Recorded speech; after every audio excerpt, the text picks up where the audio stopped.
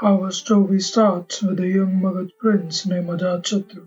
The young prince had everything he could have wished for except for one thing, the famous beauty named Amrapali, a Nagarvadu from the Vajji Republic, Magad's greatest enemy.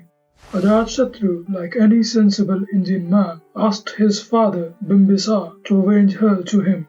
At first, Bimbisar was quite delighted that his young son is interested in a woman, the same feeling many modern parents yearn for these days. But when he heard that he was interested in Amrapali, he was visited by the PTSD ghost of a toxic ex. Bimbisar in his youth had tried to conquer Vajji, but his invasion was easily repelled by the united force of the Vajjis, forcing Bimbisar to hide his identity and live inside the Vajji capital of Vaishali. Bimbisar meets Amrapali there and is totally smitten by her. He forgets that he is fighting a war as a king and decides to become Amrapali's entourage. He will be banging drums in the streets and banging her bum in the sheets for her. Eventually, Amrapali learns of his identity and tells him to stop his war and go home as war is bad for her business. Bimbisar readily does so, branding himself as a simp and a coward who listens to a woman. Bimbisar doesn't want his son to become a laughingstock like him, that too because of the same woman, and also that Amrapali was technically Ajatshatru's stepmom.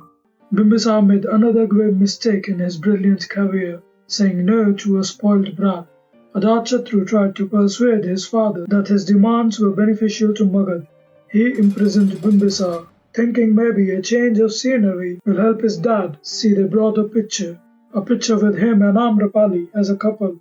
He even made sure Bimbisar doesn't get bored in prison by making sure he was beaten regularly or skinning his feet so that he could take a complete bed rest.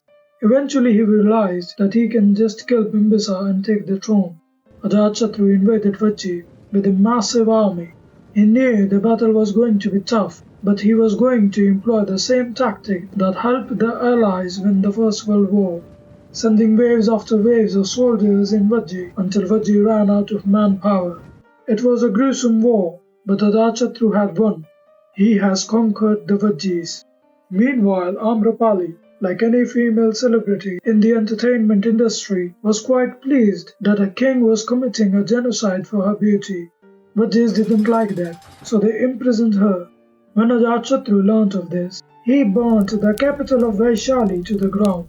Amrapali was finally free and was about to meet Ajatshatru, and it was disgust at first sight. She was so repulsed by him that she preferred being a monk than to him.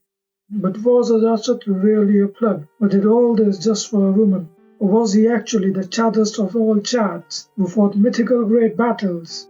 Coming soon in Ajatshatru, the sequel.